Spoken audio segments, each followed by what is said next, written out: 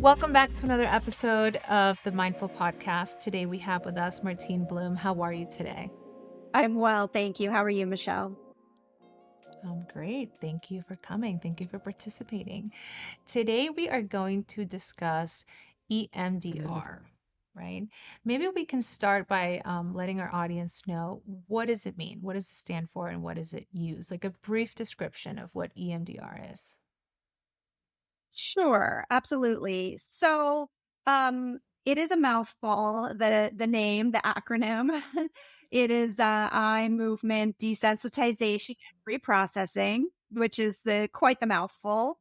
But Mhm. essentially, the idea behind the modality of EMDR is to take memories that hold negative emotion and to reprocess them, so that the memory still exists, but the emotion tied to the memory is deactivated. And when we say deactivated, what we really mean is that we lower the emotional intensity of that memory. And so essentially the memory becomes filed appropriately, like any other memory. Like if I asked you, what did you eat for lunch yesterday? You'd be able to tell me no emotion, no problem. You'd just be able to explain what you ate for lunch without, giving it Yeah. much thought or much feeling. But if I ask you about something that traumatic that happened to you, most likely a whole host of emotional content would rise up. And for some people, it feels truly like the past is the present. They're reliving it as they think of it now. And so we lower that Okay. emotional intensity through EMDR. There's more to it than that, but that's essentially in a Hmm. nutshell what it's all about. Yeah. Yeah. Yeah, I love the brief description of how you put it. I think you pinpointed the most important aspects of it, right? Now, what inspired you to have this training to become certified on EMDR? Sorry. Sure. Great question. I'm here in Las Vegas, Nevada, and I don't know if you remember, but in 2017, we had the Route 91 concert. There was a mass shooting Yeah. there. It was horrific. Our community was really rocked by that occurrence. At the time, I was working for a community mental health agency through UNLV. And we were really wondering, how could we administer essentially like a first aid to our community? How could we help alleviate the suffering, the psychological suffering of our community at that time? And that's when we sort of discovered this EMDR, because essentially, right, if you were at this concert, which was supposed to be this amazing, exciting event, right, and it turned into Yeah. just this terrible disaster. So we were kind of in the mindset of, how can we serve our community through the type of like clinical first aid? How can we assist our community? And at that time, we offered free counseling to anybody who had been at the concert. And we were all asked to be trained in EMDR, which sort of started that cascade. And then later on, many, many years later, I became certified. It does take lots of time, lots of hours. Yes. But I thought it was well worth it, because once I saw how effective this technique was, I was like, oh, why stop now? So it's Okay. been an incredible journey. Yeah. So it has helped your practice and specializing in traumatic events, right? Can you explain now a little bit deeper into the principles or the basic principles of the EMDR therapy for our listeners that might not be familiar with it? Absolutely. That's a great question, Michelle. I think there's a lot of misconceptions about EMDR. It is weird. What are you like? What is this eye movement thing? Is it hypnosis? Well, it's not Yes. hypnosis. Let's just kind of take that off the table. It is not hypnosis. So it was in the 1980s that the theory was discovered by Francine Shapiro. In fact, she was a clinician, but she herself was, the story goes that she was walking through a park and she had some material that she was working on, some difficult things. And she started to move her eyes left to right as she was walking, and realized that she felt a lot better after doing this. We call it bilateral stimulation, which just means left-right movement. Hmm. And she started to notice that some of her emotions were being cleared up. Well, fast forward, that was just sort of the beginning. She sort of created this Okay. whole um, uh, training out of it. But one of the theories is that when we sleep, we in deep sleep called REM sleep. This is a time where Yes. we reprocess information, right? So if you've ever had this experience, I have it all the time. You're going to sleep. You're worried about something. You're thinking about something and you sleep, and in the morning you wake up and you're like, wait, why was I so worried? Like, that's not a big deal. Or, Yeah. right? And sometimes you like even can come to like a conclusion about it. Oh, I know what I'm going to do about that, Yes. right? Part of that is we process information in our sleep.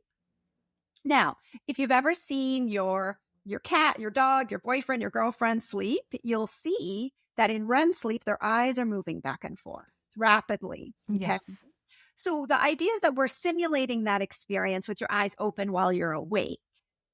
Okay. So Okay. you can Yeah, prop. that makes sense. Yeah, yeah. It's one of the theories. There's a lot of theories about this.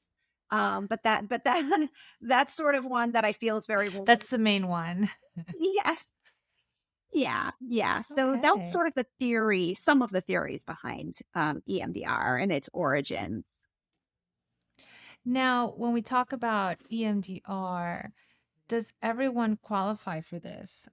Maybe you can, like, what would a client need to present with to be a good candidate to receive EMDR therapy? Sure, that's a great question, Michelle, because as a clinician, you just kind of open your doors and you don't know who's going to walk through your doors, right? So, essentially what I'm looking for is how do you handle distress? Right? Do you have a Hmm. support system where if we're going to access some distressing materials, right, that you can Mm, tolerate that?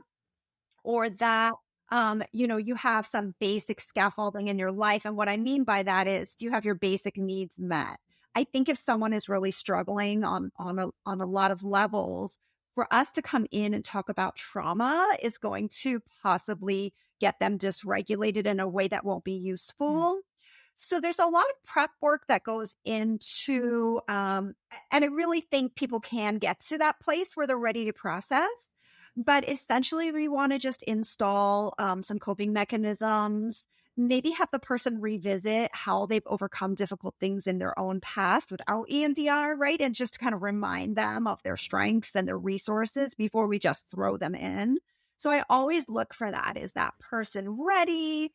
And did they have support in their personal life? Because I don't want to have them dysregulated and go back into their life and Yeah. get worse and so better, right? Yeah, it'll be chaos. Yes, we do not want chaos. We want to create, we want to create calm and we want to process things so we can have a better quality of life, right? And overcome difficult things. And so I would say I do look at how do you regulate yourself? There's another component, and that is called dual attention. So in EMDR, Okay. what we're really looking at is you're going to have a foot in the past because we're revisiting a memory, but you're also going to have a foot in the present.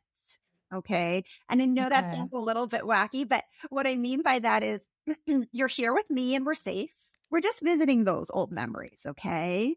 So I'm asking Okay. the person to have a set of dual attention. You're in the past, but you're also in the present, one foot in each place so that they can stay regulated, right? Knowing that they're just revisiting something and it's something they've already seen before. We're not asking them to go visit material they've never seen before, right? So we look to Okay. see that the person can stay regulated. Yeah. And have some dual. So you don't dig in for more information, just whatever they give to you or provide to you, then we revisit that scenario. Yeah. Now because this is subconscious work, sometimes there is information the person didn't necessarily know was back there. And that is Mm, true. When we revisit a memory or a trauma, sometimes there'll be a new feeling about it, a new understanding. But actually, that's a good thing because when we can reprocess it, a lot of times we call that adaptive information. For example, somebody might have gone through something traumatic, but have survived it. And perhaps Okay. they now understand that I can go through difficult things, but I can overcome them, right? I am Yeah. resourceful. I can have mastery in my life. I can have a sense of control, right? And so Hmm. we're looking for them to latch on to that adaptive information. So yes, when we start out, they might not realize all of that, but as they go on, we're kind of looking for them to have gain new insight, and they truly do. They truly, Yeah. well, by the end of the processing, have all sorts of exciting insights. Yeah. Would it be safe to say that EMDR is only for trauma? Like, what types of issues or conditions do you find EMDR therapy particularly effective for? Is it just like for PTSD, or can it be used across multiple diagnoses? Sure. That's a great question, Michelle. And I would say to you this. A lot of the research was based on PTSD and the efficacy of EMDR for PTSD, and those outcomes have been phenomenal. And I think that's why EMDR gained so much momentum. But it absolutely can be used for so many different presentations. And here's why. When you have adaptive memories that are well filed, meaning we've decreased the negative emotion and we filed them just like any other memory, you then can build a sense of yourself and the world as good, as safe, as nurturing, right? You create a whole new understanding of yourself and the world, right? And we need adaptive memories for learning and for adaptive behaviors. So essentially, I mean, let's just talk about, let's say, depression. A lot of times depression occurs because someone has had something difficult happen to them. They haven't been able to overcome it, right? Yeah. They feel really stuck. They feel defeated. They keep having to go back into that place. So once those memories have been overcome, that person really, you'll see a shift in mood, in the sense of mastery over their current life. Like, yeah, okay, that thing happened. That sucked, Oh, right? But look at me. yeah. Look at what I can do. And you'll really see, like I would say with mood disorders, anxiety is probably the same kind of in that category, right? I don't have to be triggered by everything that reminds me of that past thing anymore. I'm free. I don't have to live in a state of fear anymore, right? So it releases the person. And so you Mm. see how it has application and for so many things. Yeah, like somebody may present themselves with an anxiety or depression disorder and not have treated their trauma. So by treating their trauma, then the other symptoms, will have relief of the other symptoms and vice versa. Absolutely, Michelle. And let's even take away the word trauma and use the word difficulty, right? Because not everyone's had trauma, thank God, Okay. right? So when we talk about like the bumps and bruises of life, let's say you've had a bad breakup or you were teased in Okay. elementary school, right? Let's just take trauma off the table for a minute. All of those negative experiences create your view of yourself and of the world, right? Right. So let's take the Mm-hmm. boyfriend example or the girlfriend example. I had a terrible breakup. What does that mean about me? Yes. Am I not deserving of love? Right? Will I ever find Yeah. love? Are there good people out there in the world? Right. So you can see how when we rectify these Mm. these memories that like, we won't even call them trauma, just difficult memories. We all have those. We can Yeah. really change the trajectory of someone's life. Yeah, you just reminded me it's almost like grief when everybody thinks it's just death of a loved one. However, grief can be also a loss of a relationship or a life transition. As long as it has an impact for you, then like if you consider it trauma, then yeah. But I love that taking away the trauma word and putting a more specific difficult situation. I agree with that. Let me ask you, in regards to your approach integrating the EMDR therapy with other therapeutic modalities, do you just go with EMDR, or do you like to use two of them together consecutively one after the other, or I don't know. What is your take on that? Yeah, thanks, Michelle. That's a great question. So before I was trained in EMDR, I was a therapist for 15 years. So there were lots of other modalities, and there's still lots of other Okay. modalities that I utilize. And so that's a great question. I feel it fits so seamlessly in with other modalities because, first of all, there's a lot of prep work that goes in before we reprocess. Right. And it's like almost like fortifying you, reminding you of, what is adaptive for you? What are your strengths? What are your resources? Um, what are the people who love and respect you most? What would they say about you? Right. And we're reminding the person that they are that too. Right. So we're kind of fortifying and strengthening them, which is, you know, so much of therapy is about the relationship and just building that person back up because oftentimes by the time they get to you, oh my goodness, either there's been some big thing that's happened or they're just at their wits Yeah. end, right? And so there's that. But the thing I wanted to also mention is that there's a huge mindfulness component of EMDR because EMDR is not just a cognitive therapy like other therapies. It is a somatic therapy. It is based in the Okay. body. So I wanted to just kind of reference on the probably the most well-known work of trauma is The Body Keeps the Score. Right. We a lot Yes. of us know that book, right? And what I found so Uh-huh. found in that book was that when they did brain scans of someone having a flashback, the logical centers of the brain were offline and the emotional centers of the brain lit up like a Christmas tree. What that tells us is that trauma is not about logic because if I could talk you out of your problem, I would have already done it. If Yeah. hey, your boyfriend, girlfriend, your mom, your dad, they would have told you you're okay now. Everything's Mm-hmm. fine in the past. Get over it. You would have been fine. If Yeah. going to work, it would have worked. So we always have to go to the body. We have to know what the sensation was inside of us when we experienced that thing, right? What were the sounds, the smells, the body sensations that occurred at that time? And so you see how there's a mindfulness component there in EMDR, which is the same thing that's true with, let's say, dialectical behavioral therapy, with mindfulness therapy. And you see there's a crossover between all these types of therapies because of that mindfulness component. So that's why I think it Okay. blends so seamlessly right into other types of work. Yeah.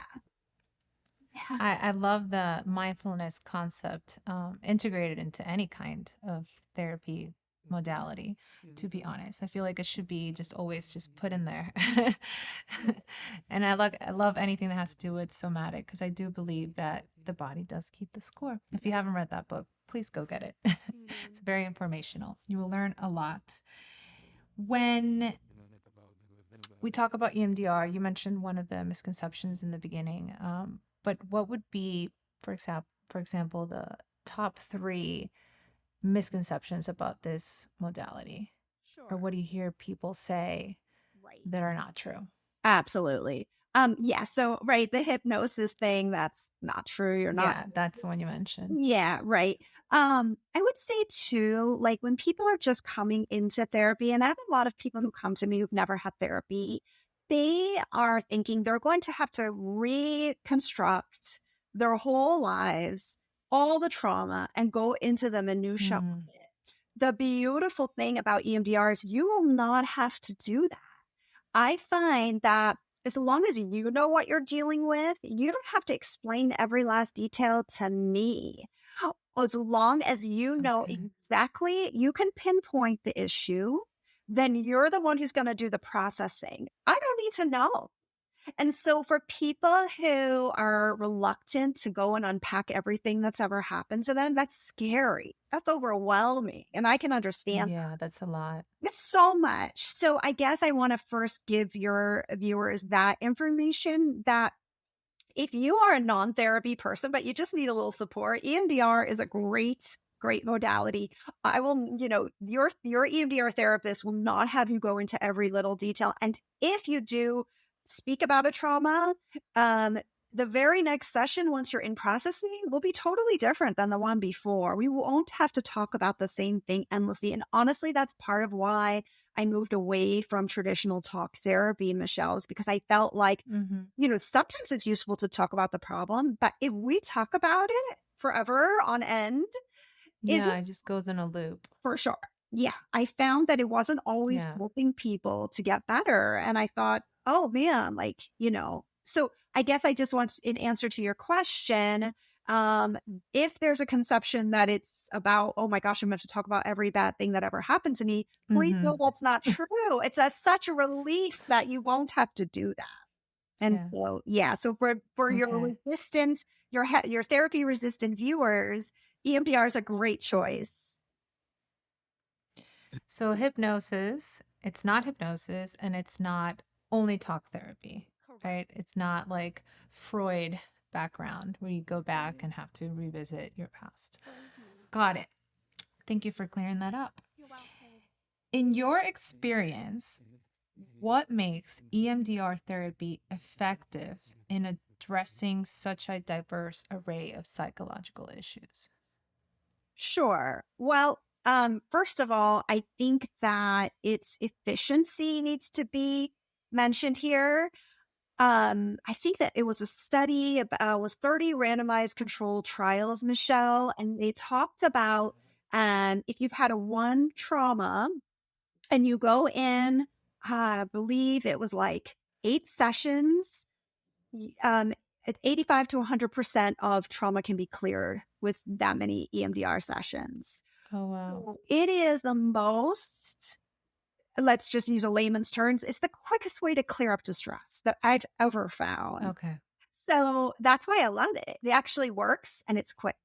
People don't want to sit and talk about the problems forever, right? They want a solution.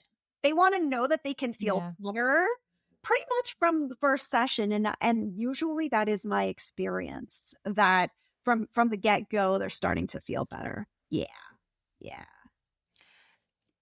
How about do you find EMDR helpful, useful for diverse cultures?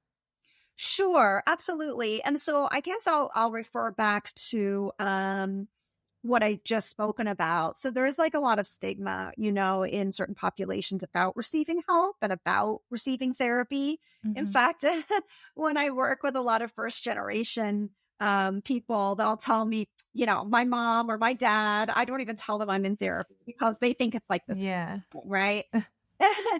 So, and there again, right? So, but you're coming in and I'm telling you that there's a solution. You're not coming in for endless work. You're coming in, there's a problem, there's a solution, and we're going to work towards it's very targeted. So if you are from a population that's hesitant or there's stigma around therapy, I feel like this is a very direct approach. We can tell you about outcomes and we can tell you why this makes a lot of logical sense. Um, Yeah. I can see how you would come about that because stigma is very different in different cultures. So yeah, I like solution focused EMDR. Mhm. You can kind of change the conversation, right? The topic. It doesn't have to be seen as therapy. It's just a technique. We're giving you the tool, we're fixing it, and I'm gonna send you back home. Exactly, exactly. I'm like I really like order and efficiency. And that's why this technique speaks to me so much. Like, I want you to know that you're going to come to me with an issue and we're going to help you resolve it. And then I'd like to send you on your way. Right. So I don't see people forever. Yeah. I treat them for what they've come in for. They're feeling better and then they go. And so, yeah, I think for like minority populations or people who there's stigma around therapy, it's nice to know that it's going to be a very efficient and effective solution for you. Now, what do you believe, or what are your thoughts on research in regards to EMDR? Do you believe we need more research? How do you see EMDR in the future? It's a great question. So there have been a lot of studies on EMDR. And I mentioned that randomized controlled trial for PTSD Mm-hmm. outcomes have been really phenomenal. The VA is a proponent of EMDR. The WHO endorses EMDR. Um, and so, well, as you know, our world is not in great shape, Michelle. I don't have to tell you, just from, wars, political disasters, natural disasters. So I really think of EMDR as this tried and true intervention that can help people. And I like Hmm. to use that word clinical first aid. I almost imagine that we'll screen people in the future for trauma when we know that usually these situations cause trauma. For example, let's say there's a school shooting, which unfortunately is all too common Yeah. these days.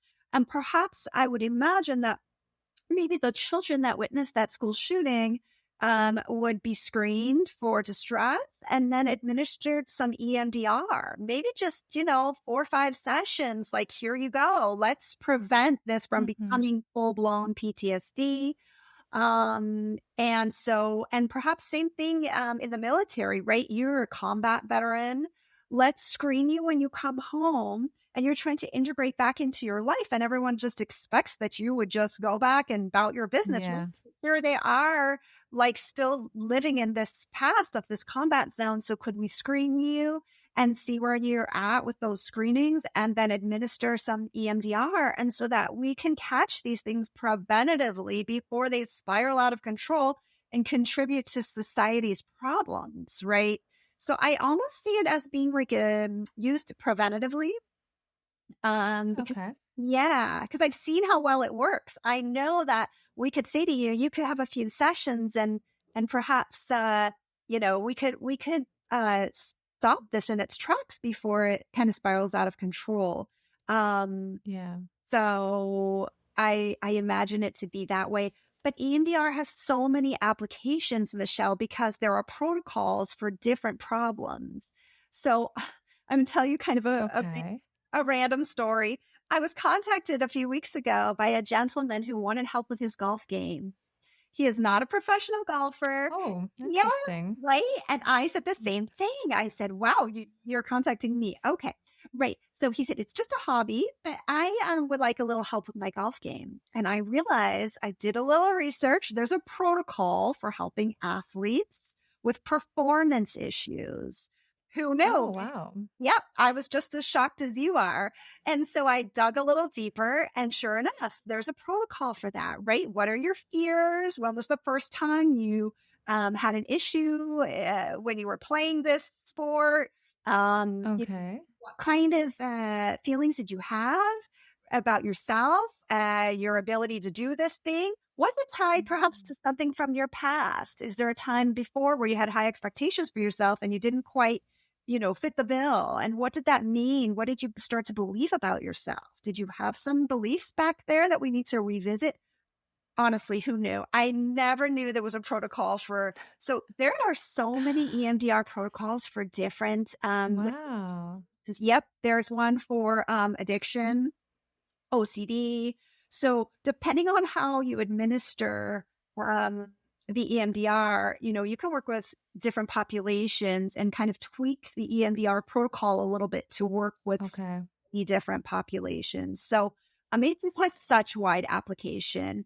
Um, I will say there's also a recent event protocol, which I find extremely useful because if you've had a traumatic event in the last 3 months, there's a chance that it has not become part of your long-term memory. And so there is a different way Hmm. you would work with that memory so that it doesn't have to cause you distress in the long run. If we can catch it there before it's in long-term memory, right? We use a different protocol and you have a different way of like metabolizing that memory because it's just happened to you. So it's so fascinating. Honestly, even though I'm certified, I've been using this for years. I Okay.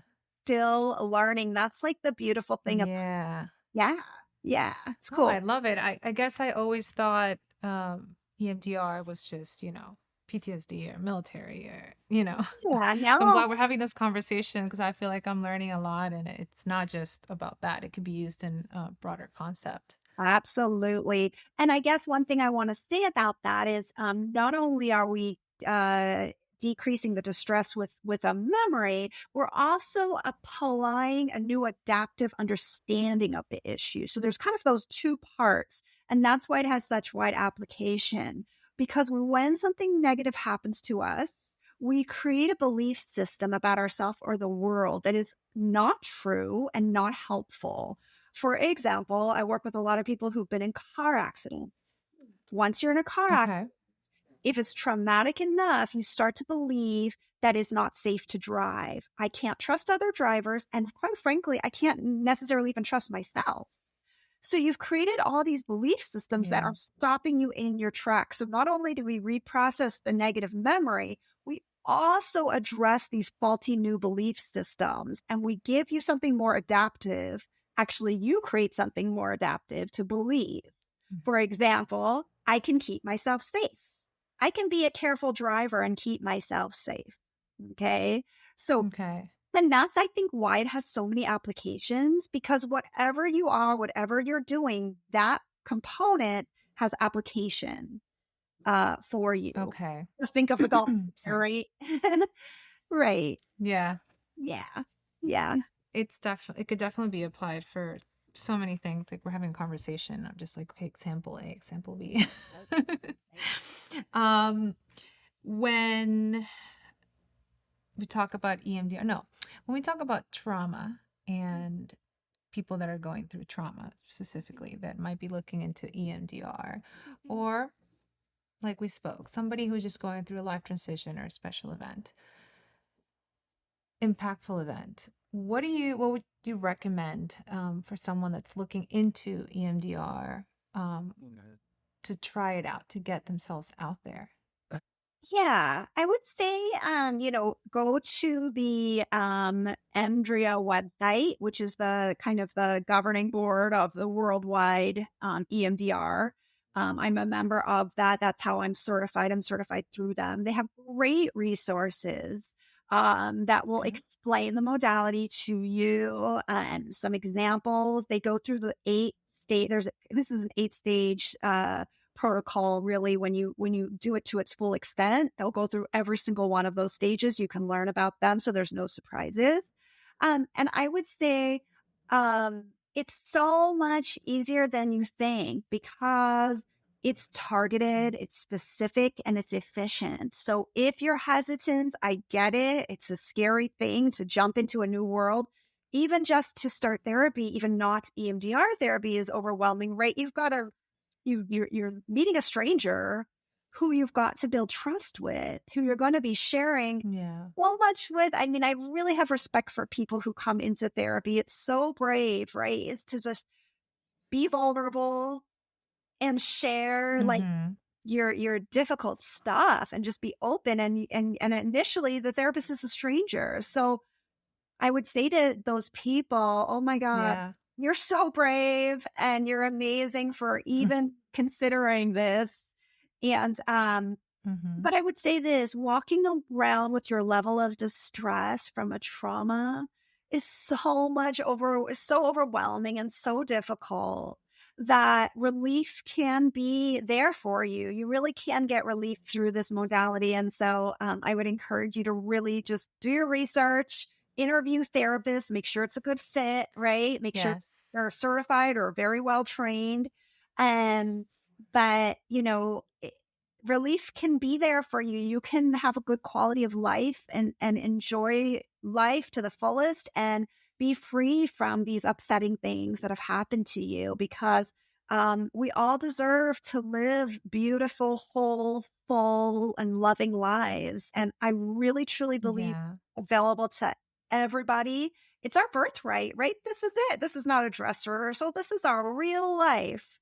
Let's Yes. clear up the stuff that's not working so you can live to your full potential because we need you. We need all humans. Our world is in total chaos.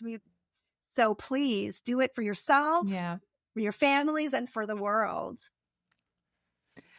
I love having these conversations about different modalities because I feel that people are only aware of the regular psychotherapy, right?